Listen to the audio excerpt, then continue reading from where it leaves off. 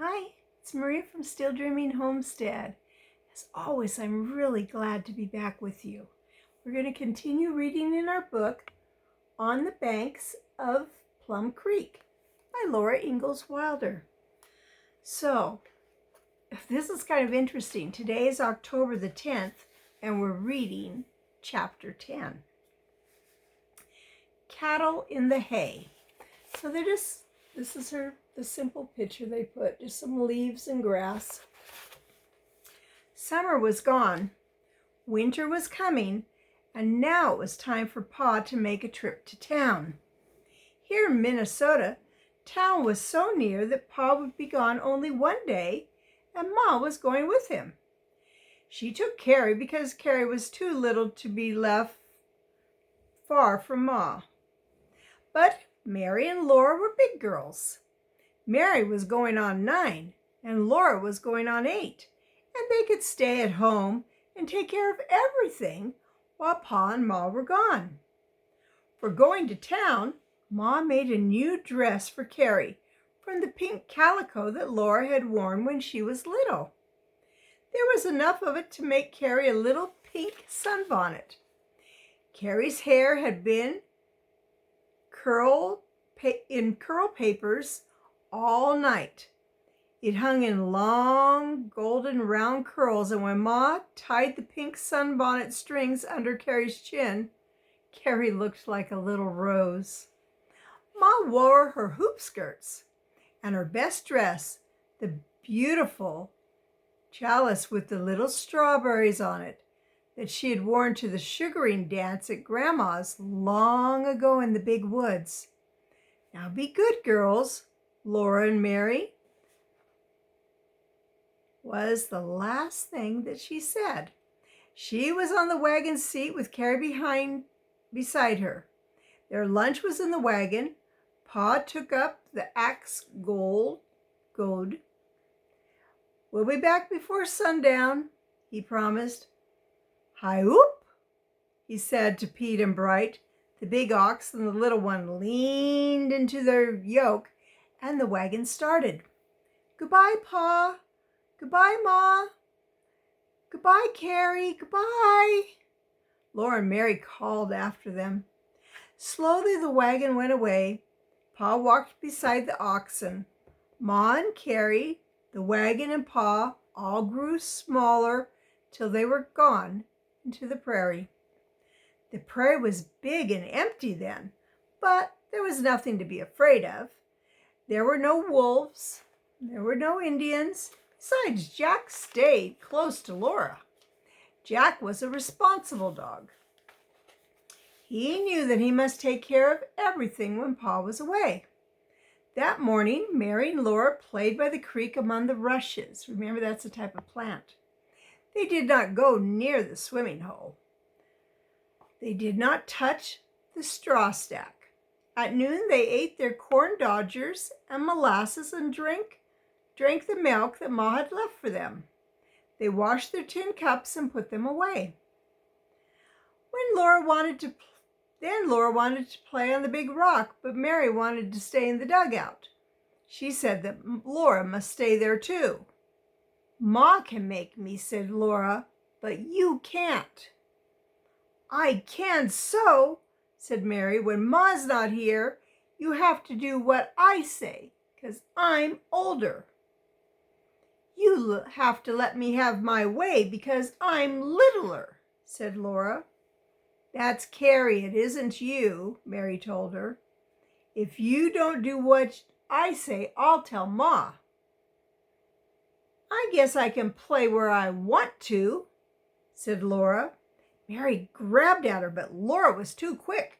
She darted out, and she would have run up the path, but Jack was in the way. He stood stiff, looking across the creek. Laura looked too and screeched, Mary! The cattle were all around Pa's haystacks. They were eating the hay.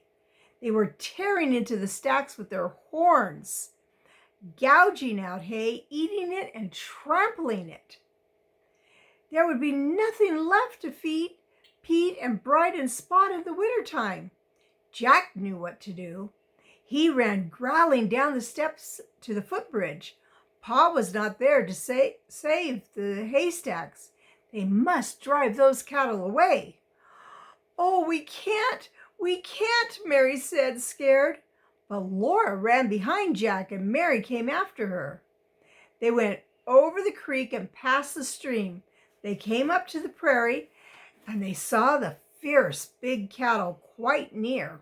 The long horns were gouging and the thick legs were trampling and jostling and the wide mouths were bawling. Mary was too scared to move. Laura was too scared to stand still. She jerked Mary along. She saw a stick and grabbed it up and ran, yelling at the cattle. Jack ran at them, growling. A big red cow swiped at him with her horns, but he jumped behind her just in time. She snorted and galloped. All the other cattle ran, humping and jolting after her, and Jack and Laura and Mary ran after them. But they could not chase those cattle away from the haystacks. The cattle ran around and around between the haystacks, jostling and bawling, tearing off hay and trampling it. More and more hay slid off the stacks. Laura ran panting and yelling, "Get out of here, get out!" The faster she ran, the faster the cattle went. Black and brown and red, brindle and spotted cattle, big and with awful horns. And they would not stop wasting the hay. Some tried to climb over the toppling stacks. Laura was hot and dizzy. Her hair unbraided and blew in her eyes. Her throat was rough from yelling, but she kept yelling and running and waving her stick. She was too scared to hit one of those big horned cows. More and more hay kept coming down. Faster and faster they trampled it. Suddenly, Laura turned around and ran the other way. She faced the big red cow coming around the haystack. The huge legs and shoulders and terrible horns were coming fast. Laura could not scream now, but she jumped at that cow and waved her stick. The cow tried to stop it, but all the other cattle were behind her and she couldn't.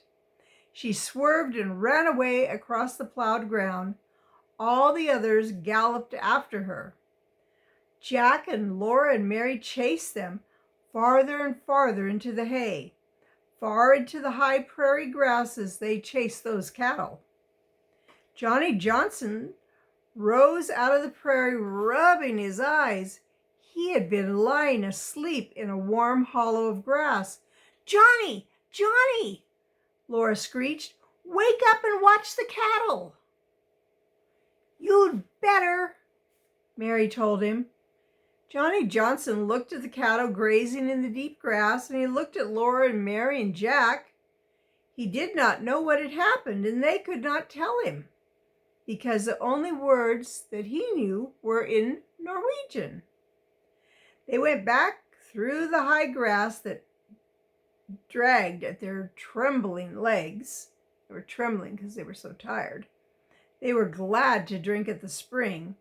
They were glad to be in the quiet dugout and sit down to rest. Wow, that was something. I think I'm going to read a second chapter because this is just so short. It's called Runaway, Chapter 11. And this is the picture. Well, you know what? It's been 9 minutes. I think that's okay. I'll read chapter 11 tomorrow. So, it's Maria from Still Dreaming Homestead.